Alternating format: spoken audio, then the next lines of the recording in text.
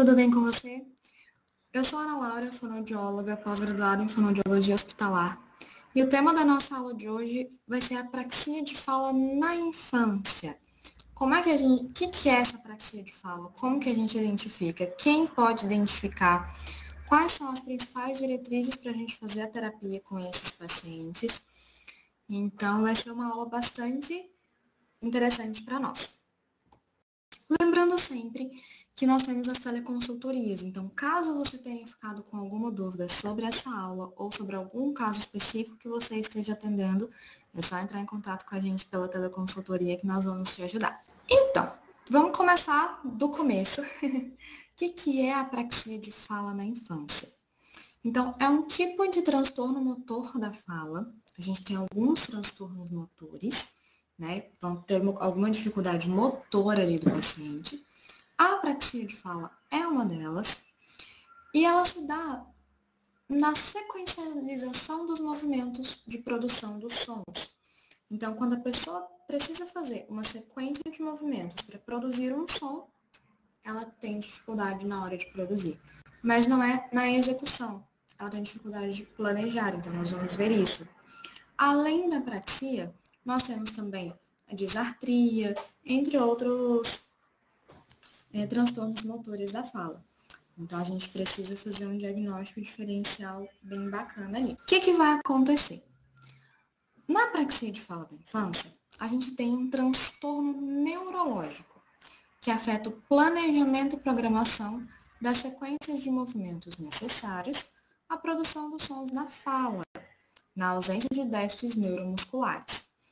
Então, o que acontece? A criança ela não consegue planejar e programar o movimento que ela precisa fazer, só que isso a gente precisa excluir alterações musculares dessa criança, né? Então, a gente tem que excluir reflexos anormais que ela possa ter, tônus alterado da musculação. Então, aquele paciente, para o fonoaudiólogo, aquele paciente clássico da motricidade orofacial, ele não consegue produzir um som, mas porque o tônus da musculatura dele está alterado. Esse paciente não vai ser apráxico, porque ele vai conseguir planejar. Agora, a gente excluiu toda essa questão muscular. Não tem nenhuma questão muscular, não tem outro déficit neurológico nessa criança. E a gente pode desconfiar de uma apraxia de fala. Ana, será que pode ter alguma comorbidade? Uma criança com TDAH, uma criança autista, pode ter? Pode ter apraxia de fala, sim, tá? Aí a gente precisa prestar mais atenção ainda, principalmente com os autistas, quem trabalha com esse público, porque pode existir ali uma confusão entre a apraxia e a disartria. Então, quem trabalha com o público autista precisa ser um pouco mais específico nessa questão. Porém, a gente está falando aqui da apraxia de fala na infância e a gente precisa saber, né, que vai afetar o planejamento e a programação dos movimentos necessários para a produção da fala. Então, o que vai acontecer? A gente tem o planejamento motor, né, o planejamento dos movimentos, que geralmente está aqui em córtex frontal, né, área de execução, funções executivas e afins. Essa região do cérebro, ela não consegue planejar os movimentos corretos, e aí a criança vai ter uma dificuldade na fala. Só que geralmente são crianças com boa compreensão de linguagem, tá? É aquele famoso, meu filho entende tudo, mas não fala. Ele entende tudo que você pede para ele vai fazer, ele compreende bem, ele sabe diferenciar um do outro, mas ele não fala. Sempre que os responsáveis pela criança trazem essa queixa, a gente vai diagnosticar uma apraxia de fala? Não. Às vezes pode ter outro déficit, alguma outra questão.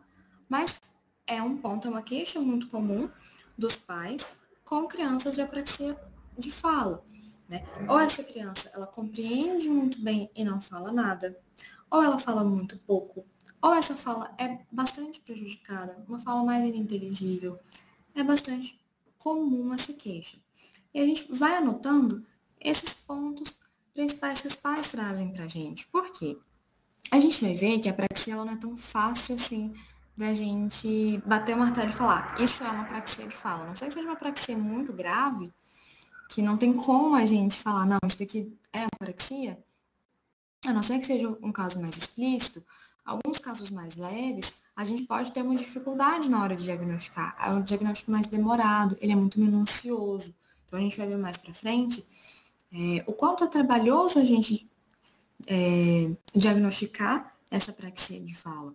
Então, a gente já vai pegando esses relatos, porque tudo isso podem ser sinais de que essa criança tem uma apraxia.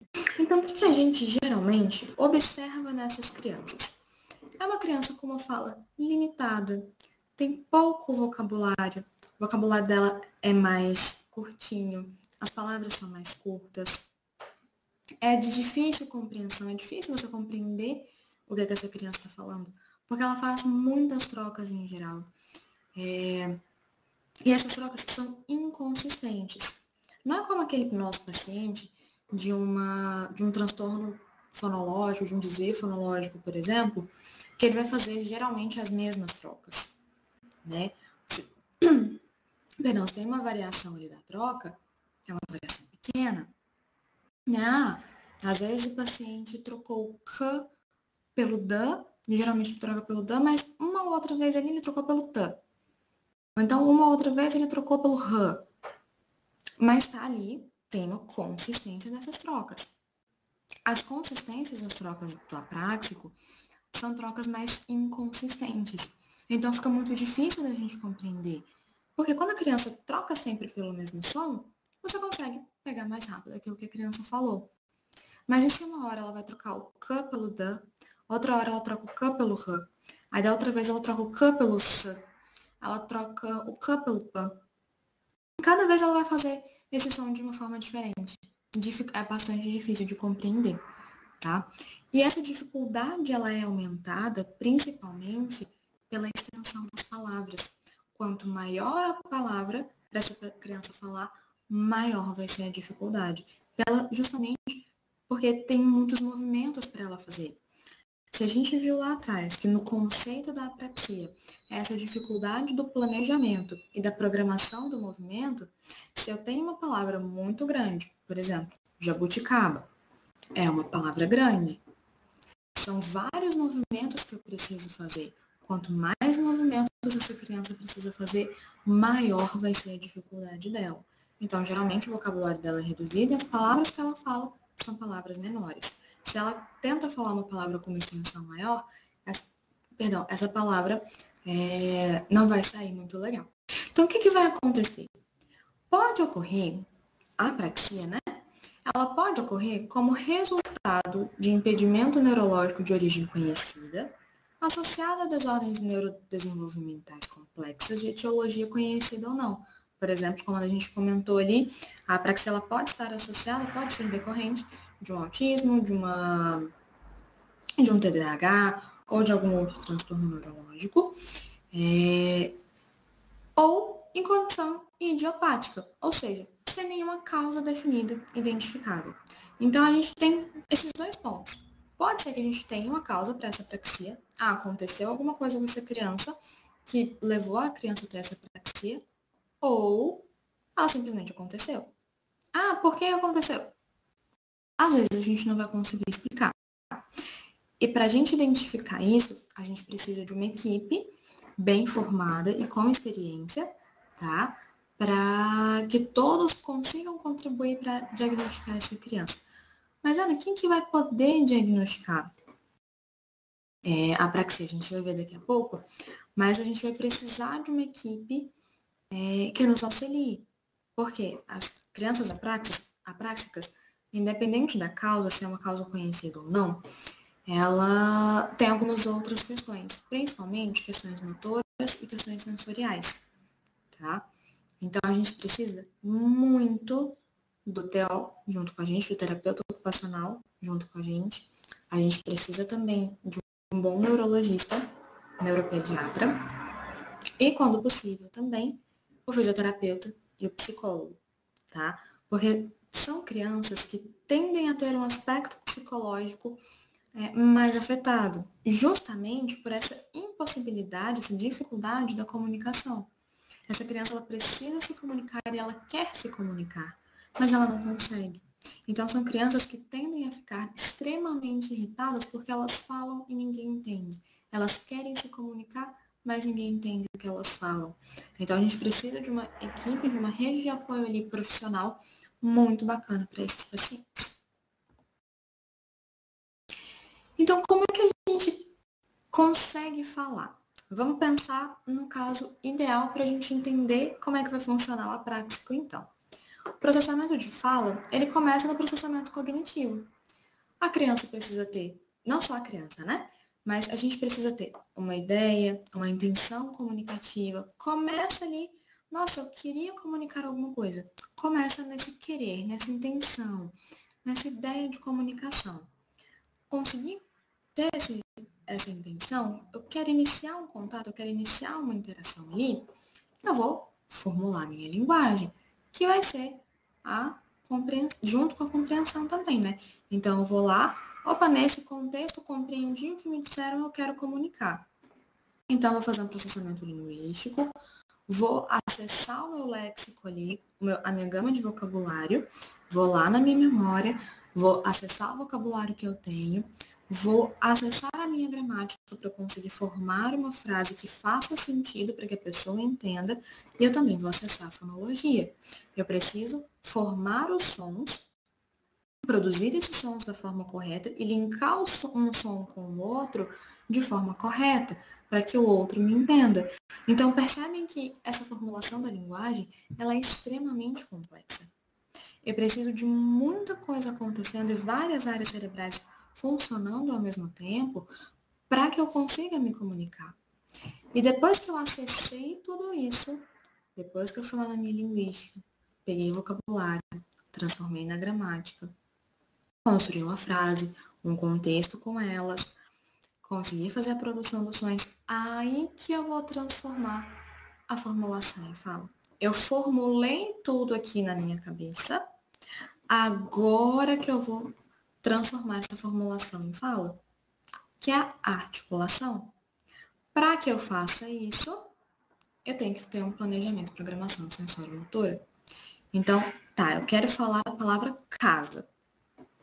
Comecei a ideia, tive a intenção, vi uma figura da casa, pediram para eu nomear. Eu tive a ideia, vou falar a palavra casa. Formulei a minha linguagem. Busquei lá na minha memória a palavra casa. Não vou precisar fazer uma frase, essa é uma casa, vou só nomear. Eu fui na fonologia, eu preciso de tais sons. K, A, Z, A. Preciso desses sons. Vou transformar essa formulação em fala. Então, tudo que ficou aqui no meu pensamento, vem para cá, para os meus pontos de articulação. Chegou aqui, aí eu já planejo o movimento. Então, a parte posterior da minha língua vai funcionar para o K, aí eu abro minha boca para fazer o A, minha língua dá uma baixadinha, depois a ponta da minha língua baixa, eu vou friccionar esse som vibrando o prega vocal para fazer o Z, e depois eu abro minha boca de novo para fazer, dou uma fechadinha para fazer isso, depois eu abro minha boca de novo para fazer o A. Então, eu preciso fazer K, A, Z, A. São vários movimentos que eu preciso fazer na hora de programar esse movimento. Aí é a dificuldade da prática. Até aqui, ele até consegue fazer muito bem. Ele compreende muito bem, ele tem uma boa intenção comunicativa. Mas chega na hora de planejar e programar sensoriimotoramente esse movimento. Aí é a hora que ele tem maior dificuldade. Por quê? Percebam que nessa palavra casa, por exemplo, eu vou fazer a parte posterior da minha língua que está movimentando, ó. Lá atrás que movimenta. A base da minha língua, ela foi lá para cima para fazer o K, depois ela fez o A. Ela abaixou e eu abri minha mandíbula para fazer o K, A. Eu abro mais a minha mandíbula. Depois que eu abrir a minha mandíbula, a ponta da minha língua que vai funcionar. Ó, A, Z. Depois eu faço A de novo. A, K, A, Z, A. Casa. Percebam a quantidade de movimentos que eu fiz com a minha língua, com a minha boca, com a minha mandíbula, que são os planos motores que nós chamamos na apraxia. Então, eu preciso ter esse controle dos planos motores para que eu consiga falar. Isso, eu fiz pouco movimento porque eu falei a palavra casa. Lembra da jabuticaba? Pensa a quantidade de movimento que eu não vou precisar fazer para conseguir falar aquela palavra. Agora a gente está começando a ter uma noção do quanto é difícil para esse apráxico e do quanto pode ser angustiante para esse apráxico também formular e se comunicar. Em casos de apraxia mais graves, tá? Existem apráxicos extremamente graves, tá? Que tem uma dificuldade realmente muito grande. Às vezes a gente vai precisar optar pela comunicação alternativa, tá? Até a gente conseguir, porque em geral são terapias motoras um pouco mais lentas com esses pacientes. A gente vai ver um pouquinho da programação das terapias. São pacientes que demoram muito na terapia conosco. Então, em alguns momentos vai ser necessário que a gente trabalhe com esse paciente essa comunicação alternativa, assim, ou a gente ou um outro fonoaudiólogo. Às vezes são crianças que vão precisar desse dispêndio mesmo, de ter um fonoaudiólogo para fazer somente a comunicação alternativa com ele e um outro fonoaudiólogo para trabalhar a questão da apraxia mesmo. Pode acontecer, tá? Dependendo do caso, porque essa criança precisa se comunicar de alguma forma. E como em alguns momentos a evolução da prática pode ser mais lenta, aí a gente vai precisar de um reforçozinho ali. E como é que a gente chega nesse diagnóstico do AF, né, da apraxia de fala na infância? O primeiro ponto que a gente tem sempre que lembrar é somente o fonoaudiólogo que faz o diagnóstico. Então, Ana, mas eu levei meu filho na pediatra e a pediatra falou que se ele não tiver um transtorno do desenvolvimento de linguagem, ele vai ter uma apraxia. E se daqui a tanto tempo esse paciente não evoluir como ela acredita que tem que ser evolução, então ela vai encaminhar ele, ele não vai sair da fono, mas ele vai precisar de um outro profissional. Gente, somente o fonoaudiólogo, isso já chegou no meu consultório, somente o fonoaudiólogo pode fazer o diagnóstico da apraxia de fala da infância, tá? Outros profissionais, eles podem desconfiar e fazer encaminhamento.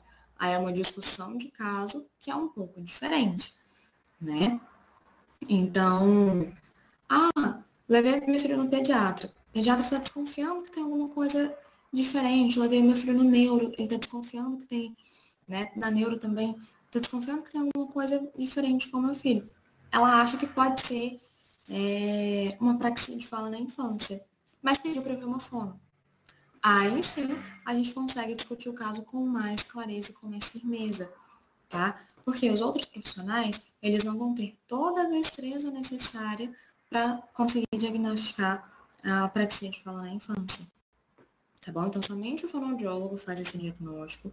Os outros profissionais, eles podem desconfiar que tem uma apraxia ali e faz o encaminhamento. E aí é legal a gente ter um contato com esse profissional para a gente conseguir discutir abertamente. Olha, médico ou médica, eu estou fazendo assim assado com o paciente. O meu olhar fonoaudiológico é assim assado. Como que está o seu olhar na medicina? Psicólogo, como que está o seu olhar? Terapeuta ocupacional, como que está o seu olhar? Fisioterapeuta, como está o seu olhar? Por quê? Quando a gente faz a avaliação fonoaudiológica completa, mais análise motora da fala, a gente percebe que os pacientes com AF, eles não têm só uma questão motora da fala. Geralmente, são pacientes que têm uma questão motora global. Então, são pacientes que têm uma tendência a ter uma dificuldade na coordenação motora fina, na coordenação motora grossa, na coordenação corporal dele mesmo. O paciente vai sentar na mesa, ele tropeça e cai.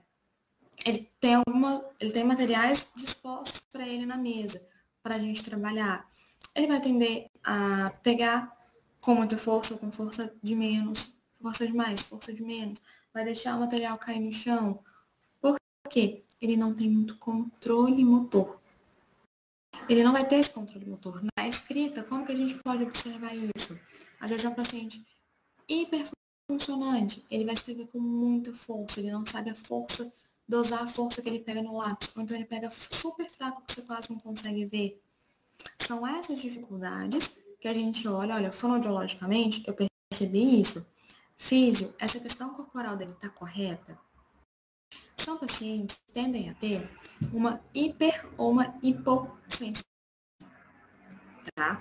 Então, muitas vezes, a gente vai começar com esse paciente não para um diagnóstico da AF, não para fazer um trabalho fonoaudiológico, uma terapia fonoaudiológica para instalar e automatizar esses sons. Não. Às vezes a gente tem que regular um pouco desse paciente. Por quê? Às vezes é um paciente que é hipossensível. Você estimula, e o paciente demora para te dar uma resposta. Ou às vezes é um paciente hipersensível, aquele paciente furacão, que a gente chama, que chega já destruindo o consultório, ele não tem muito foco, ele tem uma sensibilidade exagerada, então às vezes um som diferente que você faz vai irritar esse paciente, um tipo de toque que você dá nesse paciente vai ser diferente, tanto que quando a gente vai dar uma pista sinestésica para ele, uma pista tátil, na verdade, a gente não vai fazer um toquinho de leve. A gente tem que fazer um toque um pouco mais grosso mesmo, porque o toque de leve pode ser irritativo para eles, principalmente se for uma criança hipersensível, tá? Por isso também que eu sempre fiz o que a gente tem que ter a equipe para avaliar com a gente, porque muito da regulação desse paciente vai ter que vir da TO. Eu vou ajudar essa terapeuta ocupacional com muita coisa, mas ela que vai ter um trabalho primordial ali de dar uma regulada nessa criança, nesse sensório, nesse motor dessa criança, junto com a fisioterapia, para que a gente da fono também consiga entrar. Às vezes a gente vai ter que começar um pouco mais atrás para a gente conseguir alcançar a fala, né? Porque a gente vai precisar dar pistas para esse paciente. Como que eu vou alcançar esse paciente se ele é um paciente desregulado? Não vai ser uma terapia benéfica para ele, percebem? Então, a gente faz o diagnóstico da apraxia de fala na infância, mas a gente não atua sozinho com esse paciente, tá? Ana, necessariamente as terapias têm que ser terapias combinadas? Terapias de 2 profissionais ao mesmo tempo? Não, não necessariamente. Às vezes, um dia vai para fono, um dia vai para TO, a gente determina um dia que vai dar para fazer uma terapia em conjunto, a gente vai ajustando isso. Então, quando a gente tem ali o diagnóstico a suspeita, né, da AF, o que a gente vai precisar identificar? Depende muito de qual linha você vai seguir. Para a ASHA, desses 10 sinais, a gente tem que ter 3 sinais principais, que são esses que estão em vermelho. Para o Schirber, de 2017, a gente precisa de, no mínimo, 4 de 10 sinais. Não necessariamente um desses 3 principais. Se a gente tiver 4 sinais, essa criança já pode ser diagnosticada com apraxia de fala na infância, tá? Então, quais são as principais características que a gente observa nessa criança com AF? Distorções de vogais. Sim, se é um planejamento motor, se é dificuldade de planejamento motor, até a vogal entra na roda também. Percebem que aqui a gente já começa a ter um diagnóstico diferencial de um desvio fonológico, por exemplo? De um desvio fonológico de origem fonética, de origem fonológica também pode acontecer. A gente já começa ali uma diferenciação dele. Por quê? Essa criança distorce vogal. Ela não consegue fazer o movimento A, E, I, O, U. Ela não consegue. Às vezes, fazer essa retração labial para ela é difícil. Às vezes, fazer o bico para ela é difícil. Planejar esse movimento para ela é difícil. Então, ela tende a distorcer ou ela comete erro de vogal. Às vezes, ela consegue fazer, mas ela comete um erro nessa vogal. Crianças com desvio fonológico, por exemplo, elas não cometem tanto erro de vogal. É mais de consoante. O apráxico, não. Mas se tiver um atraso motor da fala, por exemplo, aí também isso pode acontecer. Aí tem que fazer o diagnóstico diferencial. Lembra que eu falei que quando a fala dessa criança é muito difícil de entender, porque as substituições, elas são inconsistentes, elas são não usuais, varia muito essas trocas que a criança faz. Não é como em outros transtornos da fala, que a criança sempre troca da mesma forma. Nossa, todas as vezes que ela troca um som pelo outro. Não, cada hora ela troca por um som diferente. Então vai ser muito mais difícil para a gente compreender o que essa criança está falando, né? E isso é um dos grandes alertas para nós. É muito inconsistente. Por quê? Se ela tem dificuldade de fazer, de programar e planejar esse movimento, o que vai acontecer? Ela não vai conseguir fazer repetidamente esse movimento. Para ela é difícil. Então, cada hora ela vai fazer de uma forma diferente, da forma que fica mais fácil para ela. Ela também tem dificuldade nas configurações articulatórias iniciais ou movimentos de transição. Então, ela vai começar a fazer um som, ela tem dificuldade, ou ela vai fazer a transição de um som para o outro. Vai juntar uma sílaba, uma sílaba mesmo. Vai juntar dois sons ali. Se ela falar mo, eu fiz um fonema bilabial, m, nasal, que é complexo para eles entenderem também, o, m, o. Às vezes, iniciar um movimento para ela é difícil fazer essa transição do o. Às vezes, essa transição é difícil também para essa criança. E aí, é um sinal para a gente quando a gente faz ali análise da fala dessa criança. Ela faz procura ou tateio articulatório. É aquela criança que fica ensaiando para falar. Ela ensaia, até que ela consegue. Não é gagueira. Ela tá só ensaiando. Você percebe que ela não tem problema, tanta questão com a fluência em si. Ela tem alteração de prosódia, que a gente vai ver. Mas ela não tem uma questão de fluência. Essa fluência ela é quebrada por por essa procura ou por esse tateio articulatório. Ela vai fazer tatu. Às vezes ela consegue, ela vai ficar procurando, ela vai ficar tentando até ela conseguir fazer. Então, esse procura ou tateio articulatório também é um sinal para essa criança. Essa criança pode ter AF, tá?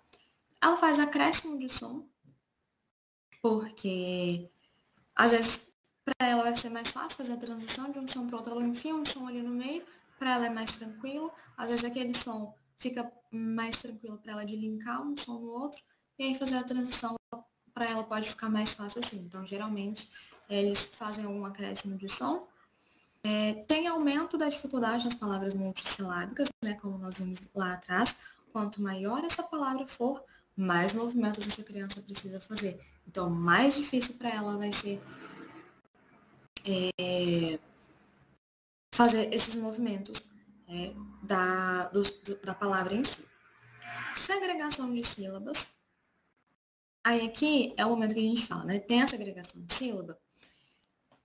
Ela não vai necessariamente ter uma gagueira, tá? A gagueira ela é diferente. A produção da gagueira ela é diferente. Eles vão fazer uma segregação de sílaba porque eles vão separando esses movimentos para ficar mais fácil para eles de produzirem aquele movimento, tá? Eles vão separando as sílabas porque para eles às vezes fica mais fácil na hora de produzir. Então eles vão separar ca, sa. Às vezes eles vão fazer essa silabação, essa segregação das sílabas. E a velocidade de fala deles é uma fala lentificada, tá? Porque eles vão tender a falar muito devagar justamente pela dificuldade de planejar. Eles não vão conseguir falar como nós, que não temos AF, eles não vão conseguir falar como a gente, que consegue linkar um som no outro com muita facilidade, fazer palavras, sílabas, sons, frases, palavras mais complexas. A gente consegue fazer isso de uma forma mais tranquila. Às vezes, numa palavra muito diferente ou muito difícil, a gente dá uma escorregadinha ali, é normal, mas para eles essa velocidade de fala acaba sendo mais lentificada, porque quanto mais lento para eles, melhor nesse início, tá? E eles têm muitos erros, que é a questão que a gente estava comentando, que eles não têm gagueira, em geral, tá? Eles não têm a gagueira, mas eles têm erros de acento e prosódia alterada. Então, esse erro de acento lexical, frasal, é extremamente comum. Então, ao invés de falar pelo de animal, pelo do corpo mesmo, eles podem falar pelo, pelo, ao invés de falar casa, casar, casa. Eles tendem a ter esses erros de acento tanto na palavra quanto na frase, e aí você também não vai entender muito se a frase que ele falou era uma afirmação, se era uma interrogação, se era uma negação. Às vezes é difícil até de compreender dessa forma, dependendo do grau, né, da apraxia dessa criança também. Então, quando a gente vai fazer a análise dessa criança, a gente tem que ter em mente esses 10 sinais, né? São 10 principais sinais de uma possível apraxia de fala. Então, para ASHA, 3 sinais principais, apresentou esses 3. Substituições não usuais, inconsistentes ou variabilidade, dificuldade nas configurações articulatórias iniciais ou movimentos de transição, erros de acento lexical frasal, tem um estresse ali para falar e prosódia alterada. Esses 3 aqui para ASHA é apraxia e ponto. Para o Schirber, tem que ter no mínimo 4 desses 10. Não necessariamente esses 3. Às vezes a criança não tem tanto erro de prosódia, tem uma dificuldade aumentada nas palavras multissilábicas e faz procura ou tateio articulatória. Então, para o Schirber, já é passível de uma AF mesmo. Agora, lembra que a gente tinha comentado de alguns sinais? Porque assim, aqui é o determinante, né? É a guia que a gente tem, são os nossos red flags, são os nossos guidelines de uma possível AF para essa criança.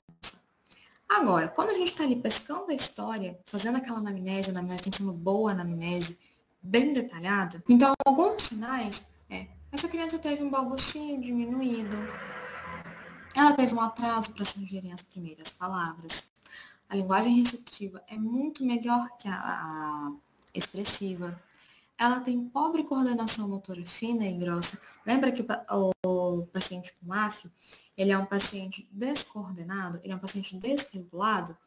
E isso vai se mostrar, nossa, é uma criança que vai comer e derruba a comida inteira, porque não dá conta de coordenar. É uma criança que vive caindo, é uma criança que esbarra muito nas coisas, é super desastrado, não consegue ter essa motricidade fina, não consegue pegar o garfo e a colher para comer, não consegue pegar no lápis para escrever.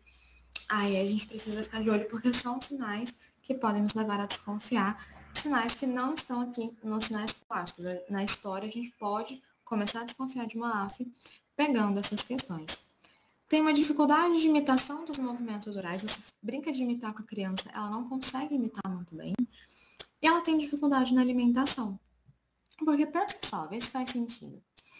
É uma criança que tem dificuldade de planejar movimento para fala. Não consegue planejar muito bem. Só que eu uso esses mesmos músculos para comer. Eu não vou ter uma certa dificuldade na hora de me alimentar? É possível que isso aconteça, não é? Por quê? Eu não vou ter movimentação correta, principalmente quando a gente é maior e eu dependo dessa mastigação, eu não vou conseguir fazer uma mastigação satisfatória. Porque eu não consigo planejar o movimento de abrir a minha mandíbula, de fechar a minha mandíbula, de lateralizar a minha língua para jogar esse alimento de um lado para o outro, de fazer um movimento de jogar esse alimento para a cavidade posterior. Não vai ser difícil? Porque eu não estou conseguindo planejar o movimento de fala, eu posso ter uma dificuldade na alimentação também. É uma criança que vai ter uma resistência a alguns tipos de alimentos, principalmente alimentos mais duros, porque são mais difíceis de comer. Então, a gente presta também atenção nessas questões, tá? E como é que a gente faz para avaliar essa criança? Que tipo de protocolo a gente tem? Hoje em dia, ainda não foi padronizado um protocolo específico de avaliação para apraxia de fala na infância, tá? A gente não tem um protocolo extremamente definido. A gente tem alguns estudos, existem alguns artigos disponíveis sobre estudos, mas nenhum ainda foi 100% validado, tá? Então, a gente precisa de um teste de fonologia e articulação. Em geral, usam a BFW mesmo. Tarefa de repetição de palavras e sentenças e uma amostra de fala espontânea. Porque como são pacientes que tendem a ter uma inconsistência de movimento muito grande, às vezes ele até pode ir relativamente bem em outros testes, mas na hora da fala, da amostra de fala espontânea, é um paciente que não se sai bem, porque no espontâneo ele não consegue, tá? E a gente avalia também as praxias orais. Não que a praxia oral vai ser um determinante para a gente. E na terapia, a gente dificilmente vai usar a praxia oral em si para tratar esse paciente. A gente dificilmente usa o som isolado com eles. Tá? Quando chegar na parte da terapia, vocês vão entender melhor. Mas são pacientes que dificilmente a gente usa som isolado. Existem alguns casos de algumas crianças, aí depende do seu paciente, que eles podem se beneficiar disso.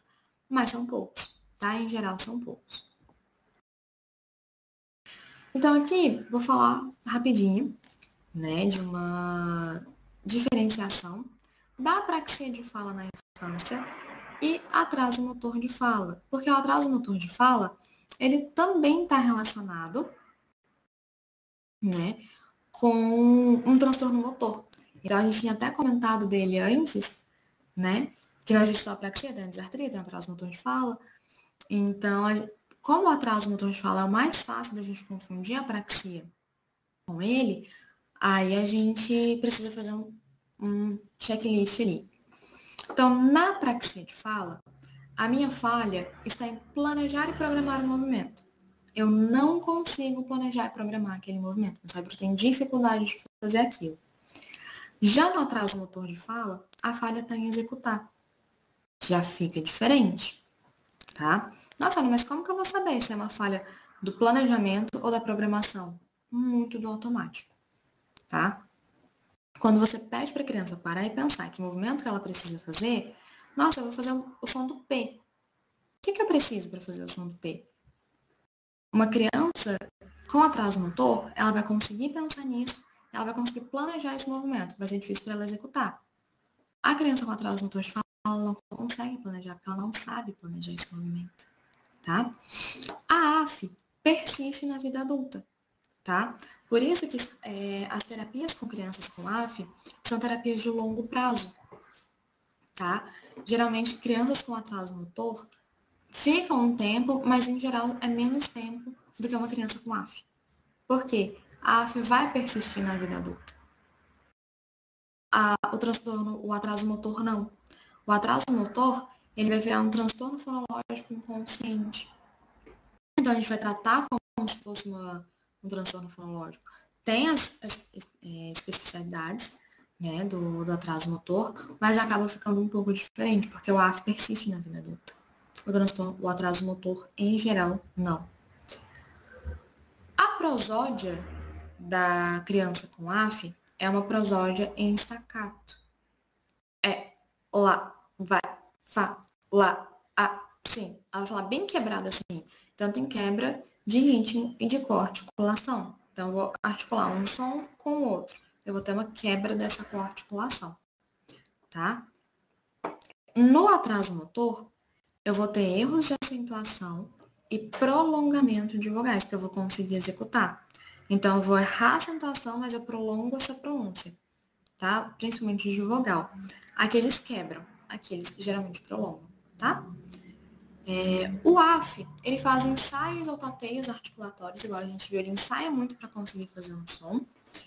No atraso motor, ele tem aumento de duração sem pausas. Ele não faz muita pausa, como um AF faz. Eles têm menos pausa porque eles estão prolongando um pouco mais. Aqui é menos prevalente, a AF é menos prevalente, o atraso motor ele é mais prevalente e a gente percebe também uma imaturidade e falta de estabilidade neuromotora. Então, a gente consegue estimular esse neuromotor da criança e a gente consegue resultados muito bons no atraso motor de fala. Na AF, isso já não é tão possível, porque não tem um atraso. O problema não está na execução, o problema está no planejamento, tá? Tem um contexto etiológico abrangente e a AF está mais associado a comorbidades como autismo, TDAH e outras questões. O atraso motor ele é mais prevalente, a gente encontra mais atraso motor que AF, só que ele é idiopático, a gente não tem muita noção de onde vem esse atraso motor. É um atraso motor da fala, tá? As crianças com AF precisam de mais tempo de intervenção, crianças com atraso motor precisam de menos tempo. Porque a gente ensinou aquele motor, a criança consegue planejar, mas ela não consegue fazer. A gente ensina essa criança a fazer, ela consegue deslanchar. O AF a gente precisa ensinar a programar esse movimento. Como que a gente vai fazer essa terapia fonoaudiológica do paciente com AF? A gente vai dar, preferencialmente, um enfoque motor. Por quê? Eu preciso executar o movimento. Eu estou com dificuldade para planejar, mas eu preciso executar.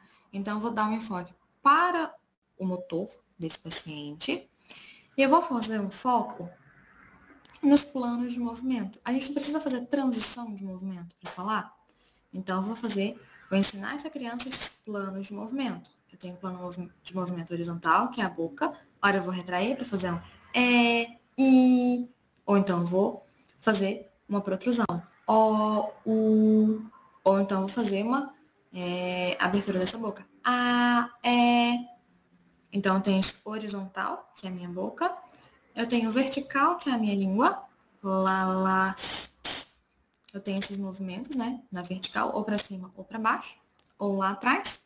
E eu tenho um movimento de mandíbula, né? A mandíbula também movimenta.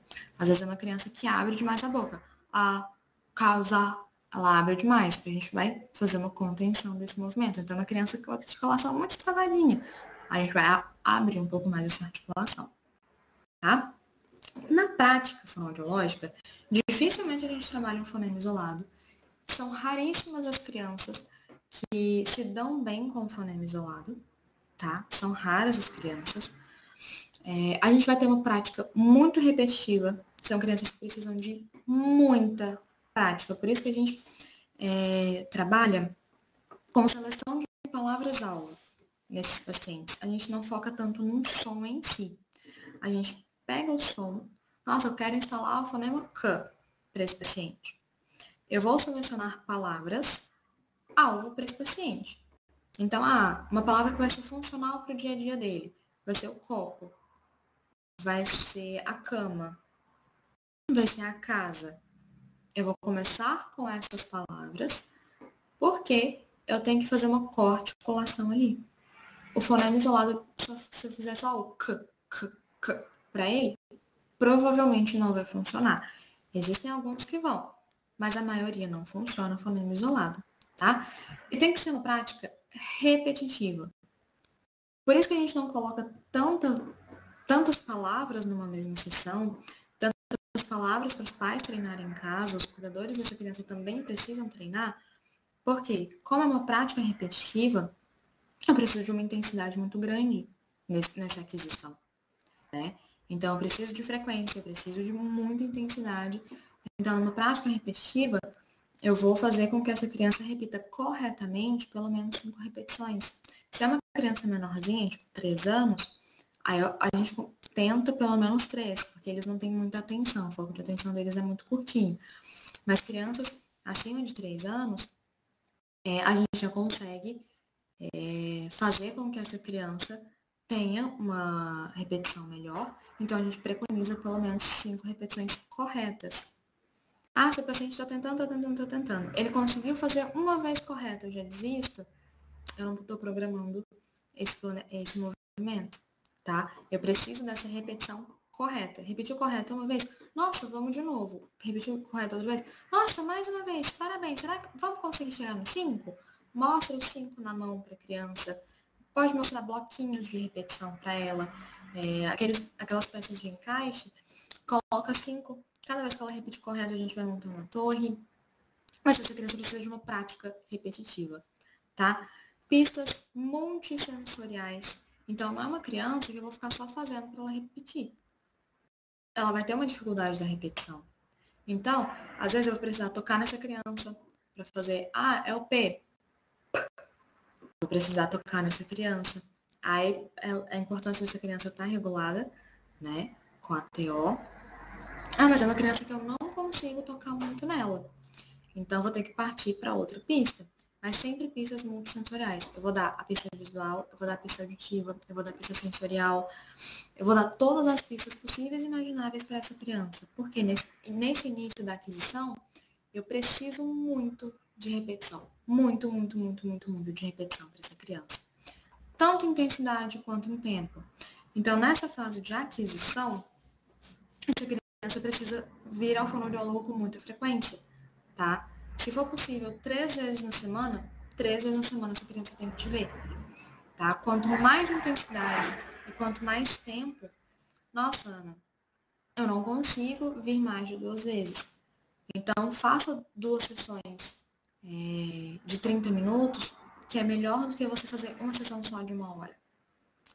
Distribua isso ao longo da sua semana, tá? Porque essa criança precisa de muita intensidade e de tempo frequente. Ela precisa de muita frequência, principalmente nessa fase de aquisição.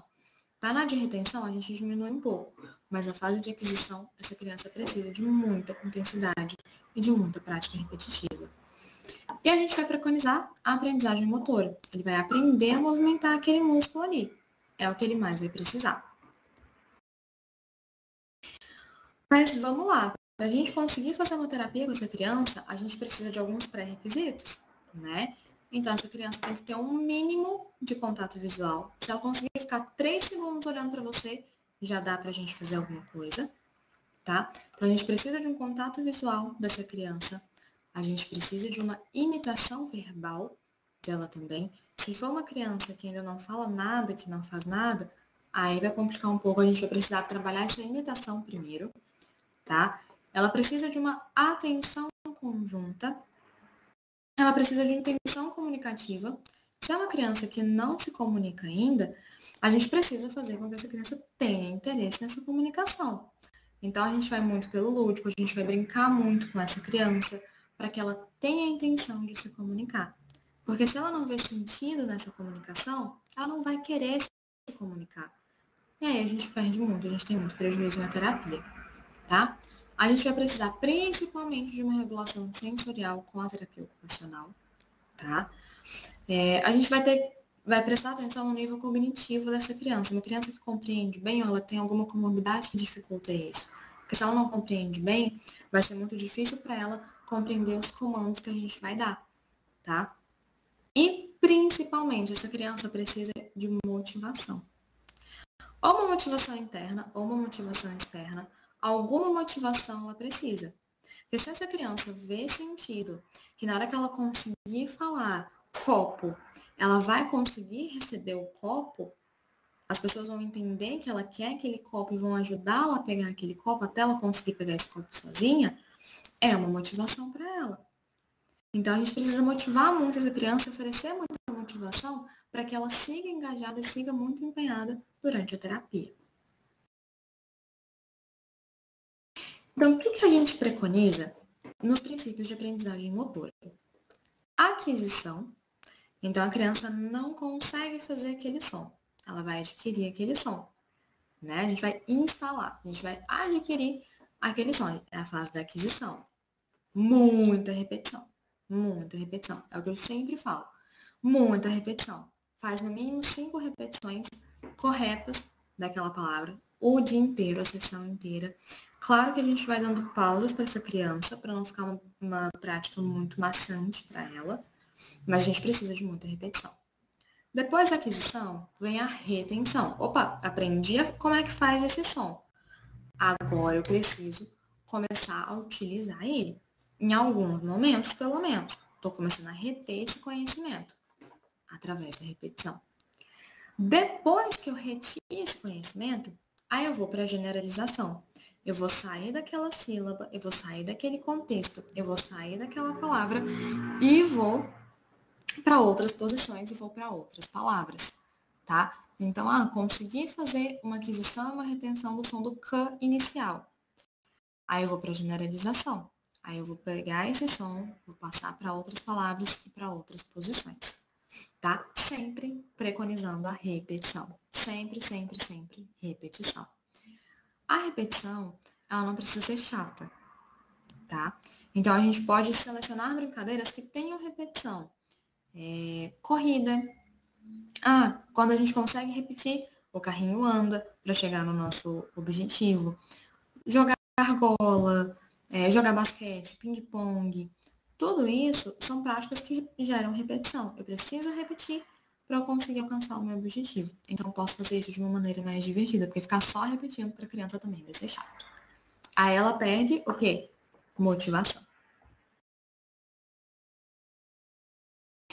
Então, o que eu vou fazer nesse meu planejamento motor?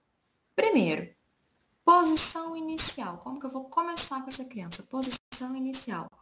Onde que está meu músculo? Eu vou começar com o som do P. Onde está o meu músculo da boca? O músculo da boca está aqui. A criança vai ter noção de onde esse músculo está.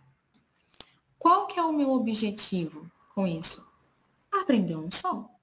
Eu vou aprender o som, do pato, o som do papai. A gente vai ter um objetivo, que é falar aquele som, tá? O comando motor. Quando e onde que eu vou colocar meu músculo?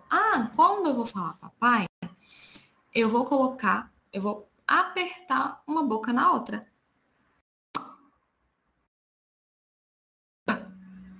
Tem que sair um somzinho. É um som com ar. A gente faz na mão que eles entendem bem essa questão do ar saindo, né? Porque o P é um som surdo. Resultado motor. Que resultado motor que eu tive? O som saiu certo? Parece que eu não consegui fazer o P, eu fiz o T. Eu não falei papai, eu falei tatai. Será que o som saiu certo? A gente vai repetir até esse som sair certo. E qual é o efeito sensorial? Como que eu me senti? Como que eu senti um lábio no outro? Como que eu senti a postura da minha língua? Como eu senti a vogal saindo da minha boca? A gente precisa fazer essa conscientização da criança para que ela tenha noção do erro dela, tá? Mesmo uma criança menor, a gente precisa falar, olha, você não está usando a boca. Ensina onde está a boca para ela. Você não está usando sua boca, você está usando sua língua. Vamos usar a boca? Esse som não está saindo pela boca, está saindo pelo nariz. Vamos fazer sair pela boca? Pode acontecer.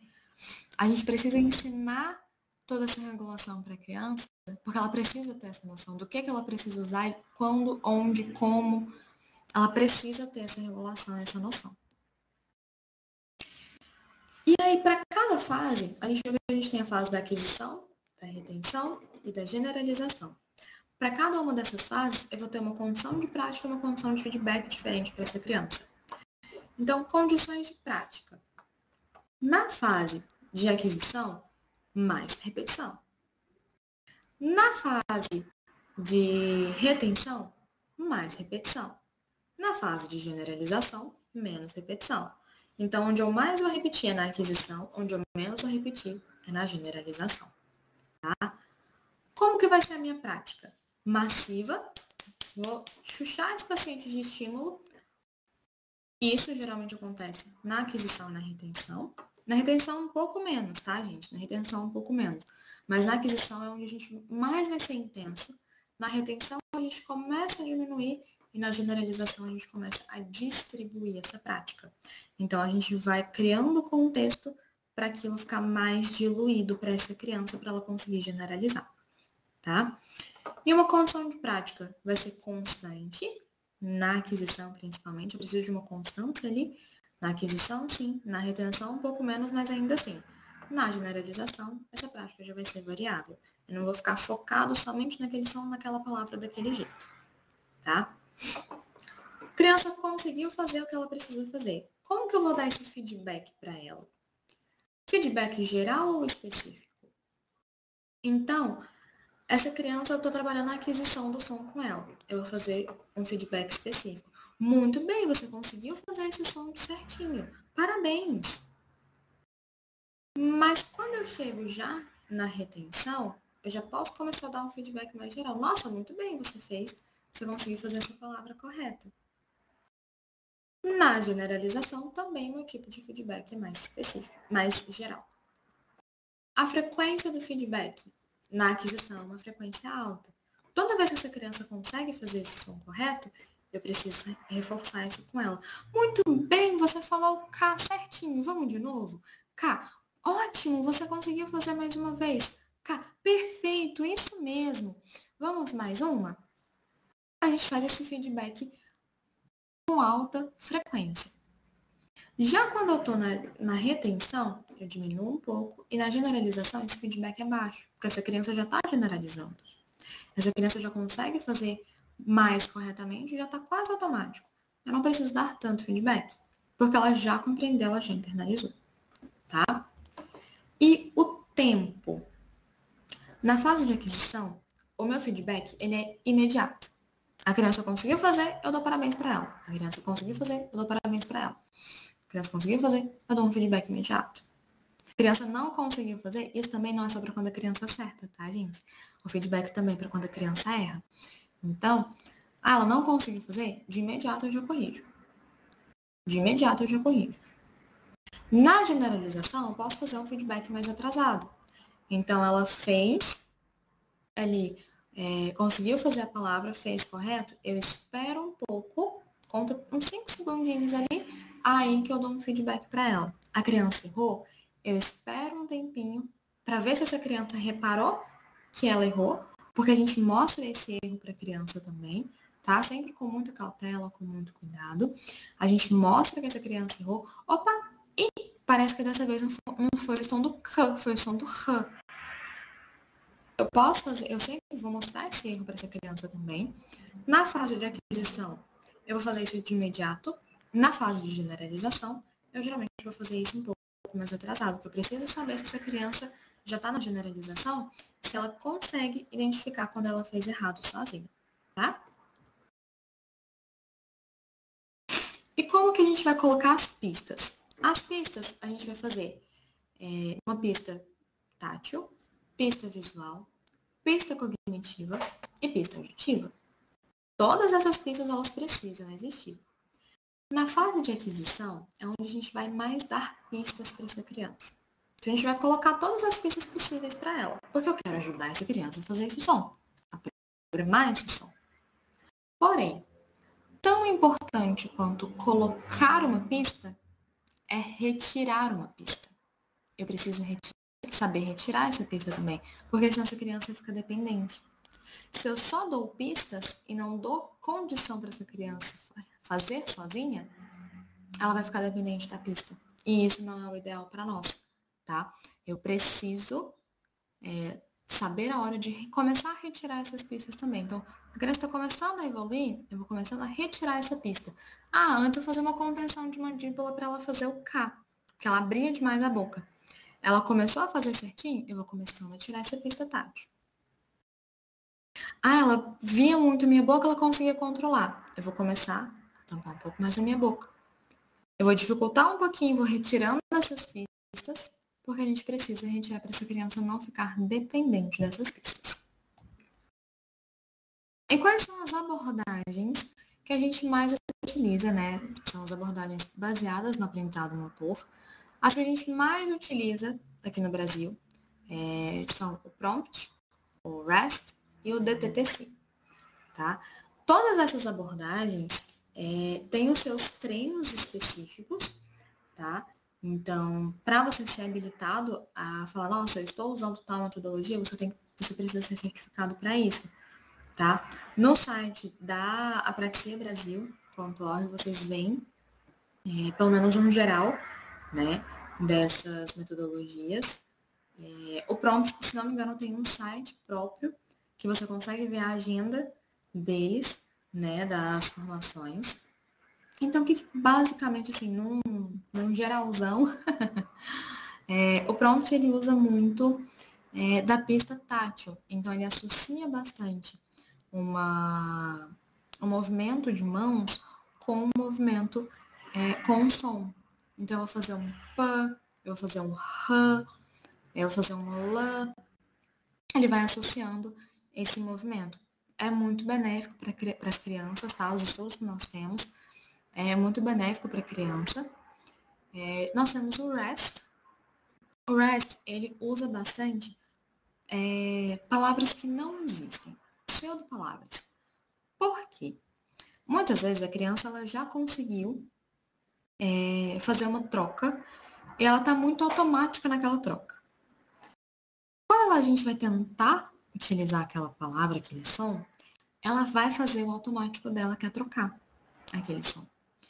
Quando eu retiro esse automatismo da criança, eu uso umas palavras que não existem, que não são automatizadas para essa criança, então eu dou uma chance maior dela se regular e conseguir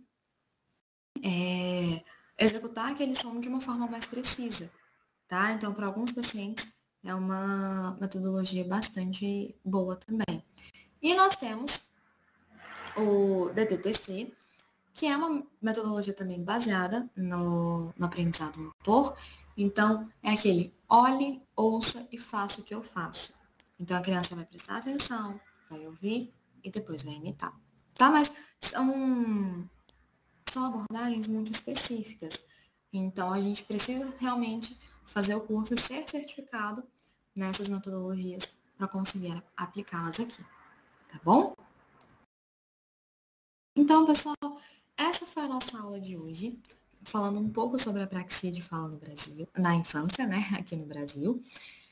Lembrando que nós temos o Telesaúde. Se você ficou com alguma dúvida sobre essa aula ou sobre algum caso específico que você esteja atendendo, pode mandar mensagem que a gente está à disposição para atender vocês da melhor forma, tá bom? Essa foi a aula de hoje. Muito obrigada e até a próxima.